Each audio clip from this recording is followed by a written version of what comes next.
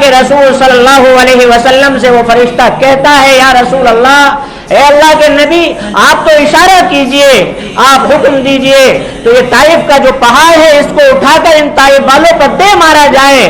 اور ان کو چکنا چور کر دیا جائے، چور چور کر دیا جائے۔ لیکن میرے بھائیوں، اللہ کے رسول صلی اللہ علیہ وسلم کی زبان رسالت پر اس وقت جو الفاظ جاری تھے وہ یہ، اللہم اہدی قومی فإنہم لا یعلمون، اے اللہ طائف والوں کو ہدایت دے دے کیونکہ یہ جانتے نہیں ہیں۔ آج یہ ایمان قبول نہیں کر رہے تو ان کی نسلیں ایمان قبول کریں گی، ان کی اولادیں ایمان قبول کریں گی۔ اللہ کے رسول صلی اللہ علیہ وسلم نے ان کے لیے بد دعا نہیں فرمائی بلکہ دعا فرمائی، اور اسی دعا کا نتیجہ ہے کہ آج پورے کا پورا طائف مسلمان نظر آتا ہے، اسلام کی دولت سے مشرف نظر آتا ہے۔ اللہ کے رسول صلی اللہ علیہ وسلم نے طائف سے واپسی پر